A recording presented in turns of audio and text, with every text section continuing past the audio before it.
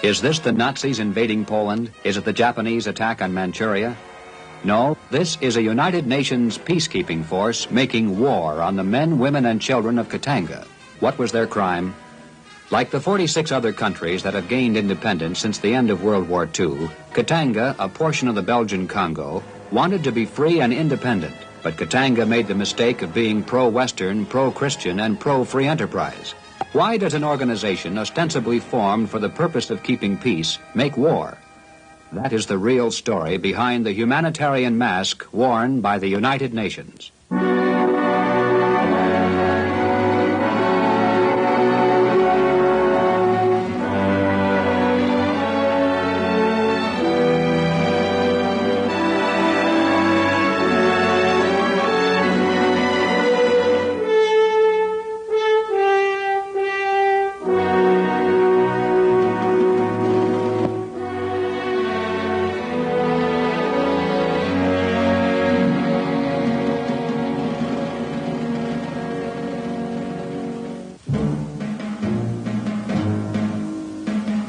In a world racked by wars, genocide, famine, and the threat of atomic annihilation, the United Nations represents the symbol of hope for a world that wants to live in peace and harmony. Hope for a time when famine will be conquered and security, justice, dignity, and mercy will replace the sound of soldiers tramping through the streets. To a peace-starved world, the United Nations represents the great peacemaker and the hope of the world, the only alternative to the bomb. The question is, do the facts justify the image? Have our hopes for peace mentally conditioned us so that when the wolf tells us he is a sheep, we see a sheep? Is the threat of the bomb posed to distract our vision from another very real threat, a threat more dangerous than the bomb? Is the UN a hawk, disguised as a dove, making inevitable the very war every one of us prays to avoid? In order to answer these questions rationally, free from prejudice and prior conceptions, we ask you to assess the following facts, using intellectual integrity, not emotion. For almost 30 years, Americans have been conditioned to accept the United Nations as humanity's savior. The propaganda barrage began long before the birth of the UN in 1945. So successful has this campaign been that virtually no major American political official of the last decade has dared to challenge the UN for fear of committing political suicide. While most people involved in the campaign to sell the American public on world government were idealistically, if mistakenly motivated, others knew exactly what they were doing. The communists have always viewed world government as a stepping stone to world communism. Joseph Stalin, in his book Marxism and the National Question, laid down a three-pronged blueprint for bringing the nations into a world government, and then using this as a mechanism for Soviet world domination. Stalin's plan was, first, bring all nations together into a single world system of economy. Second, force the advanced countries to pour prolonged financial aid into the underdeveloped countries. Third, to divide the world into regional groups as a transitional stage to establishing a world dictatorship of the proletariat. The American public has been misled into believing that the USSR had to be dragged, kicking and screaming, into the UN, and that she remains against her will because of so-called world opinion. Such, however, is not the case. While Soviet diplomats played hard to get in order to wring dozens of key concessions from American politicians, the communists throughout the world, and particularly in the United States, were busy propagandizing for the UN. Earl Browder, former head of the U.S. Communist Party, reported in his book, Victory and After, quote, "The American communists worked energetically and tirelessly to lay the foundations for the United Nations, which we were sure would come into existence," end quote. Political Affairs is the official monthly publication of the Communist Party and establishes the party line for American communists to follow. Its April 1945 issue ordered American communists to propagandize for the acceptance of the UN as their key to world victory. The major question for us in connection with the San Francisco Conference is to assure the adherence of the United States to the World Security Organization. Great popular support and enthusiasm for United Nations policies should be built up, well organized, and fully articulate. The opposition must be rendered so impotent that it will be unable to gather any significant support in the Senate against the United Nations Charter and the treaties which will follow. 5 months later, the Communists issued a pamphlet entitled The United Nations, which explains what the UN would accomplish for world communism. It declared, first, the veto will protect the USSR from the rest of the world. Second, the UN will frustrate an effective anti-communist foreign policy by the capitalist countries. Third, the UN will eventually bring about the amalgamation of all nations into a single Soviet system. Dozens of defectors from communism who were trained by the Russians in political and psychological warfare have testified that the communists see the UN as a respectable front from which to conduct subversion under the guise of humanitarianism.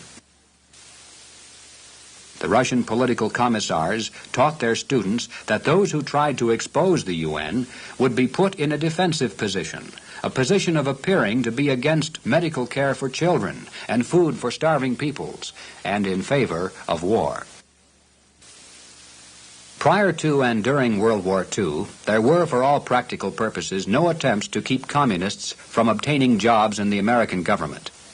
Did communists in the American government exert any influence on the founding of the United Nations? In 1950, the State Department issued a historical report, Post-War Foreign Policy Preparation 1939 through 45, which detailed the policies, documents, and personalities leading to the creation of the United Nations. Of those men credited as instrumental in the creation of the UN, all but a handful have subsequently been proven to have been communists by the overwhelming evidence presented by the FBI, the Senate Internal Security Subcommittee, or in federal court by the Justice Department. Alger Hiss is the most important of those American communists who played the role of midwife at the birth of the UN. Yet Americans have been kept unaware of the crucial role Hiss played. In 1944, Hiss became director of the Office of Special Political Affairs, which had total charge of post-war planning, most of which was directly involved in the organization of the UN. Hiss traveled with Franklin D. Roosevelt to Yalta as Roosevelt's State Department advisor. At Yalta, it was decided to give Russia 3 votes in the General Assembly to 1 for the United States. Most Americans still are unaware that Belarusia and the Ukraine each were given a vote in the UN. This would have been tantamount to giving 1 vote each to New York and California. Hiss was executive secretary of the Dumbarton Oaks Conference, at which key decisions on the UN Charter were made. This conference was so secret that the press was excluded from the hearings. When the nations of the world gathered at San Francisco in 1945 for the official founding of the UN, Hiss was there in the key position of acting Secretary General. UN apologists attempt to pass off Hiss's strategic position in guiding the conference by maintaining that the job of the Secretary General was merely to assign rooms. But, as Time magazine stated at the time, quote, Alger Hiss will be an important figure there. As Secretary General, managing the agenda, he will have a lot to say behind the scenes about who gets the breaks, end quote. Hiss also served on the steering and executive committees which were charged with the responsibility of actually writing the UN Charter. When the conference was concluded, Alger Hiss personally flew to Washington, D.C. with the UN Charter. Hiss had played such an extensive and critical role at all levels in planning the UN that he was selected by the State Department as the man best qualified to present the UN Charter for the Senate's approval. Hiss then served as the Secretary General of the UN until Trygve Lie was formally elected. From its conception through the behind-the-scenes agreements at Dumbarton Oaks and Yalta to its birth at San Francisco, Hiss was instrumental at the policy-making level. And that is why the United Nations is justifiably called the house that Hiss built. Later, Alger Hiss was convicted of perjury for lying about his activities as a Soviet spy. The only reason he was not tried for treason was because the statute of limitations had expired. Since his trial, a parade of former communists who worked with Hiss in the Communist Party have added to the mountain of evidence already presented by the FBI. Another communist agent who played a key role in setting up the UN was Harry Dexter White, who had complete control over foreign affairs in the Treasury Department. White chaired the committee that established the United Nations multi-billion-dollar International Monetary Fund, which carries out point 2 of Stalin's program for communist victory by using U.S. taxpayers' money to build socialism in underdeveloped countries. Other key communists in the U.S. State Department active in establishing the UN include Lawrence Duggan, head of the Latin American Division, Noel Field, a high official in the Western European Division, Henry Julian Wadley in the Trade Agreements Division, and John Carter Vincent, chief of the Chinese Affairs Division. Communist David Weintraub held a key position in the Office of Foreign Relief and Rehabilitation Operations. Communist Harold Glasser was the Treasury Department's spokesman in United Nations Relief and Rehabilitation Administration. Communist Irving Kaplan was a top official in the UN Office of the Assistant Secretary General for Economic Affairs. Communist Laughlin Curry was a personal assistant and advisor to President Roosevelt and played an instrumental role in formulating U.S. policy that led to the creation of the UN. All of these founding fathers of the United Nations were later proven by the United States government to be Soviet spies. These men, supposedly representing the United States at the creation of the UN, were actually representing Soviet Russia. Even the UN symbol was designed under the direct supervision of a secret communist, Carl Aldo Marzani, working in the American Office of Strategic Services. Notice the similarity between the UN symbol and the Russian national symbol. Coincidence? UN apologists maintain that communists do not control the UN, since there are only about a dozen communist bloc nations. This ignores the fact that the balance of power now lies in the Afro-Asian bloc countries, which are almost universally socialist and usually vote with the communists. But equally as important as the makeup of the General Assembly is the composition of the huge bureaucracy that carries out the policies of the UN. The appointment of the original American contingent to the UN bureaucracy was greatly influenced by Soviet agent Alger Hiss. A Senate Internal Security Subcommittee investigation showed that Hiss was instrumental in the employment of 494 persons by the United Nations. During the Korean War, a New York grand jury uncovered enormous evidence of communist penetrations into the American staff of the UN.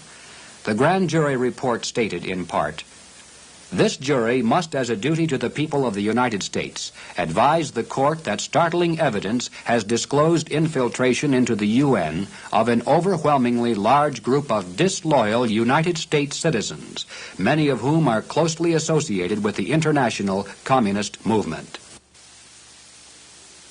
Only a few were removed, but they were later reinstated with full retroactive pay, as it is not a crime for a communist to be employed by the World Organization. If communists can so thoroughly penetrate the U.S. contingent to the UN, imagine how easily a communist can work into the staffs of other countries, many of which are already socialist. Communists in the UN administrative force work together regardless of their nationality, promoting each other into strategic positions of importance. Because of this organized conspiracy, the communists have power and influence far beyond their numbers to use UN policies for the advancement of communism. Another function communist administrators perform is espionage. According to Trygve Lie, the first Secretary General, it was the Russians who insisted that the UN be headquartered in the United States. FBI Director J. Edgar Hoover has stated that 70 to 80% of the Iron Curtain diplomats in this country, quote, have some type of espionage assignment, unquote. They are not just clerks, but dedicated agents. Hundreds of these highly trained espionage agents have been apprehended by the FBI, but since they have diplomatic immunity, their punishment is merely to be sent home, only to be replaced by another highly trained spy. Besides communist control of the bureaucracy, the top UN administrative personalities have very questionable backgrounds conveniently ignored by the mass media. U Thant of Burma, the Secretary General of the UN, is constantly extolled as the model neutral. The fact that he is a self-professed Marxist is ignored. How can a Marxist, philosophically dedicated to the destruction of capitalism, be neutral? UN critics point out that Thant is seldom neutral, supporting the communists or neutralizing their opposition at every turn, whether it be the condemning of U.S. nuclear testing while saying nothing of Russia's testing, or championing Red China's admission to the UN, or watering down a weak resolution condemning the Soviet slaughter of freedom-seeking Hungarians. U Thant has two principal assistants who work as undersecretaries. The first, Alexei Nestorenko, is a Russian communist. Thant's other assistant is Ralph Bunch of the United States. Bunch has remained immune from criticism because he is a Negro, and yet the complaints against Bunch's record have nothing to do with his race. Whenever his long and extensive pro-communist background is mentioned, his detractors are invariably attacked as vicious racists. Attention is switched away from Bunch to those who are attempting to reveal his communist activities. Bunch was a contributing editor to Science and Society magazine, lending his name and prestige, even though the communists openly stated that the magazine was designed, quote, to help Marxward-moving students and intellectuals to come closer to Marxism-Leninism, to bring communist thought into academic circles, end quote. Bunch, who had been an assistant to Alger Hiss, was identified under oath as a member of the Communist Party by both Manning Johnson and Leonard Patterson before a governmental loyalty board. Patterson and Johnson, both Negroes, had been trained in Moscow, but defected from the party when they became aware the communists only intended to enslave the Negro here in America. Ralph Bunch is the man who, along with Nestorenko, a Russian communist, and Thant, a self-professed Marxist, runs the Secretariat of the UN. The most important and strategic position within the framework of the UN is that of the Under-Secretary General for Political and Security Council Affairs. Yet most Americans have never even heard of the position. He has three main responsibilities. First, control of all military and police functions authorized by the Security Council. Second, supervision of all disarmament activities. Third, control of all atomic energy entrusted to the UN. Should the U.S. ever turn over its atomic weapons to the UN, this position would have the power of life and death over every American. It is crucially important to know that this position has always been held by a communist since the inception of the UN in 1945. Trygve Lie, the first Secretary General, in his book, In the Cause of Peace, details his astonishment that the U.S. would ever enter into such an agreement. He wrote, Mr. Wyszynski was the first to inform me of an understanding which the Big Five had reached on the appointment of a Soviet national as Assistant Secretary General for Political and Security Council Affairs. Mr. Stettinius confirmed to me that he had agreed with the Soviet delegation in the matter. The preservation of international peace and security was the organization's highest responsibility, and it was to entrust the direction of the Secretariat's department most concerned with this to a Soviet national that the Americans had agreed." End quote.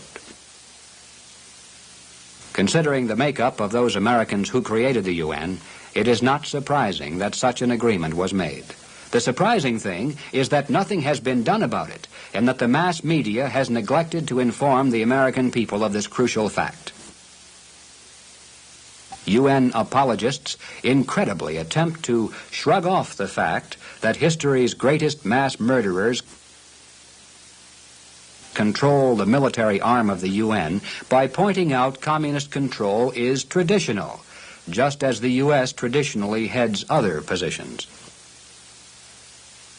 When the UN was established in 1945, it was heralded with an unprecedented propaganda barrage as the guarantor of peace throughout the world.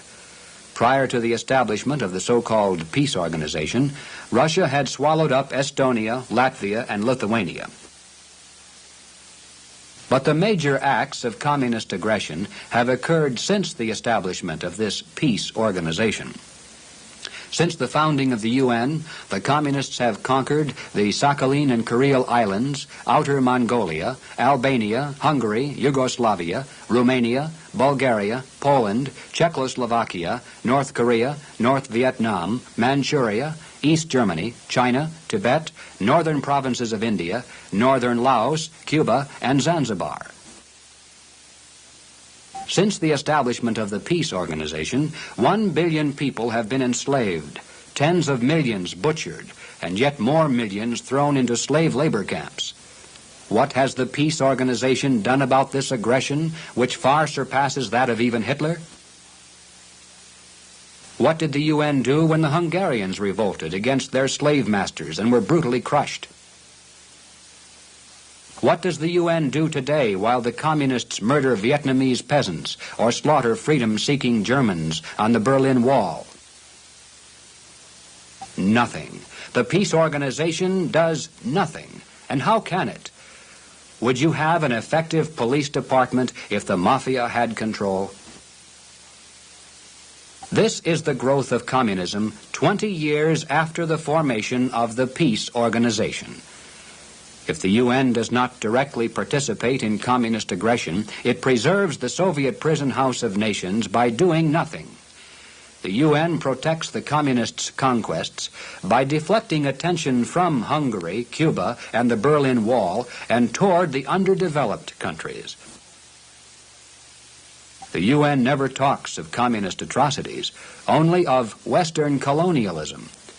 Pro-Western countries are censored for restrictive voting requirements, but nothing is said concerning the fact that no communist country has ever held a free election. The H-bomb threat is then used to mesmerize the American people while the communists carve up the world, piece by piece. UN apologists point to Korea as the UN's supreme achievement. In 1950, when communist North Korea attacked South Korea, the UN voted to intervene. The American public has been convinced that it was a fantastic stroke of good fortune that the Russians were, at the time, boycotting UN meetings and were not there to veto intervention. Since the North Koreans were Kremlin puppets, acting under Kremlin orders, and their armies were Soviet-supplied and equipped, the idea that the attack on South Korea caught the Russians by surprise is extremely naive. The long-run plans of the communists were aided in many ways by the precedents set by UN intervention. It was the old and successful communist strategy of 1 step backward and 2 steps forward. These precedents include, first, it was the only time American troops have fought a war they were not allowed to win. Second, American troops fought under UN command, not U.S. Third, Americans lost prestige around the world and became the paper tiger that couldn't defeat tiny North Korea. And fourth, the aggressors were treated as equals with the victims and were not punished. The most important precedent, however, was the bypassing of the Security Council, where the U.S. has a veto. Now the veto protection no longer exists. Since the Russians were absent from the Security Council, it was decided to throw the Korean question into the General Assembly, where no veto exists. A UN-published pamphlet glowingly describes this dangerous change in UN procedure. Quote, "If, due to a veto, the Security Council fails to act in a case of military crisis, the General Assembly can hold emergency sessions to take up the matter. In such a case, the General Assembly can call on member nations to make available their armed forces for whatever military action the General Assembly may recommend." End quote. Former Secretary General Trygve Lie described this revolutionary change, quote, "The Assembly engineered a profound shift of emergency power from the veto-ridden Security Council to the veto-less General Assembly, a shift the full potentialities of which have still to be realized." End quote. The Korean fiasco, which cost the U.S. 152,000 casualties and billions of dollars, was later the subject of congressional testimony by U.S. military commanders. General James Van Fleet stated, "If we must again send our sons abroad to fight for freedom, I hope they go unshackled, that no appeaser's chains bind their arms behind their backs."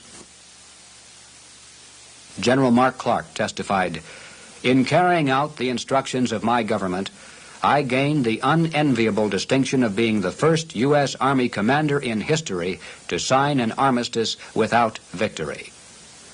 According to its apologists, this was the UN's finest hour. What is the communist strategy for obtaining the avowed goal of world conquest through world government? Most Americans take the attitude that since the UN has not as yet directly affected their daily lives, it must not be a threat. Americans are not aware that the Kremlin's strategy is to guard against alarming the public, lest it become aware of the path down which we are being led to the final victory of communism. This victory depends on the American public remaining apathetic, soothed by the syrupy propaganda that the UN exists only to promote peace and help starving children. Meanwhile, the communists weave their entangling web one strand at a time, content temporarily to have the United States pour out its wealth to solidify socialistic governments around the world, as year by year the UN admits more avowedly socialist communist countries.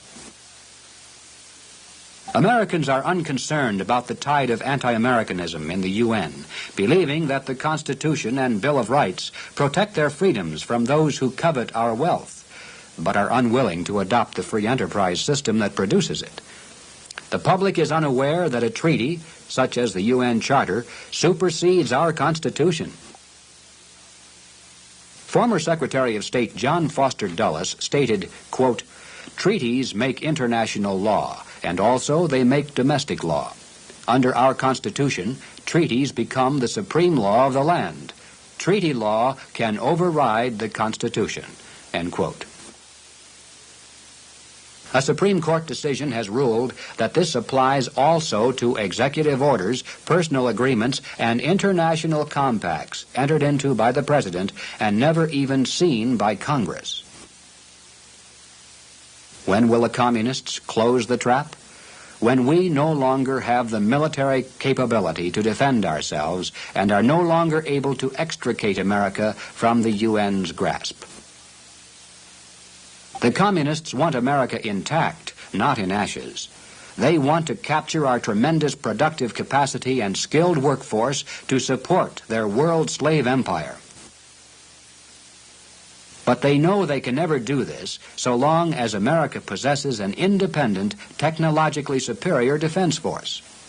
Naturally, the communists want us to disarm and to turn our military capabilities over to the UN, where they will be under the control of the Undersecretary for Political and Security Council Affairs, the office always held by a communist. Khrushchev stated, "The slogan for the struggle for peace must not contradict the slogan for the struggle for communism. The struggle for disarmament is an effective struggle against imperialism, for restricting its military potentialities." In December 1960, at a Moscow meeting of communist parties from all over the world, communist leaders declared that an active, determined communist struggle must be waged to, quote, force the imperialists into an agreement on general disarmament, end quote. In September 1961, the United States State Department issued its official program for disarmament in document 7277, entitled Freedom from War, the United States Program for General and Complete Disarmament, which presents the formula for gradually turning the U.S. military force over to the UN. It declares, quote, "No state would have a military power to challenge the progressively strengthened UN peace force," end quote. The U.S. will finance the UN peace force so that the politicians will still have a $52 billion defense budget with which to buy votes, but the military equipment will go to the UN. State Department Policy Chairman Walt Rostow elaborated, "It is a legitimate American national objective to remove from all nations, including the United States, the right to use substantial military force to pursue their own interests. Since this residual right is the root of national sovereignty, it is therefore an American interest to see an end to nationhood, as it has been historically defined." The same month that the State Department submitted the U.S. proposal for complete disarmament to the UN, Congress passed the necessary legislation establishing the Arms Control and Disarmament Agency to carry out our disarmament by entering into agreements without congressional consent. The Moscow Test Ban Treaty committed us to carry out this plan to put American military might under the command of a communist, and the Geneva meetings are taking place to work out the details. Many maintain that the principles of American independence were fine for 1776, but that in this day of the H-bomb, we must surrender our sovereignty and military forces to the communist-dominated UN. We have already surrendered our sovereignty in principle, and the communists are now only waiting to get full military control before they move in for the kill. The daily pacifiers of the mass media can be relied on to protect the UN buildup and distract the American public from the real plans of the communists. The material in this film is cold, hard fact. While the truth is unpleasant, the documentation was taken from UN, State Department, congressional, and communist sources. The proof is readily available for all those who are concerned and intellectually honest. Some will prefer to sneer at the reality, lest they be forced to admit that they have been misled. And many will be distracted from the facts by shrieking attacks on those who expose the UN. Your attention will be drawn to the food and medicine for innocent children and diverted from communist control of the UN military function. You can swallow the comfortable propaganda image. You can accept the myth and ignore the reality. You can do it, right up to the time you become a slave. The time to act is now, while there still is time. What can you do? First, inform yourself. Read The Fearful Master, the exhaustively documented story of the UN. Get The Fearful Master into your local schools and public libraries. Ask your local school board to spend 1/20th as much money on materials exposing the UN as it does on promoting the UN. Show this film to friends, neighbors, business colleagues, service clubs, church groups, and in the schools. Turn UN Day in your community into United States Day. Without United States support, the communist strategy for victory through world government will fail. Ask your congressman to cut off funds to the UN and get us out. Peace, freedom, and prosperity depend on your taking an active part in their preservation. They cannot be attained by collaborating with evil men bent on conquering the world. Would you take in a crook as a business partner? Would you invite the mafia into the police department? Then it should be obvious that the UN, far from bringing peace, can only bring us war and slavery. The choice is yours. One nation under God, or one world under tyranny.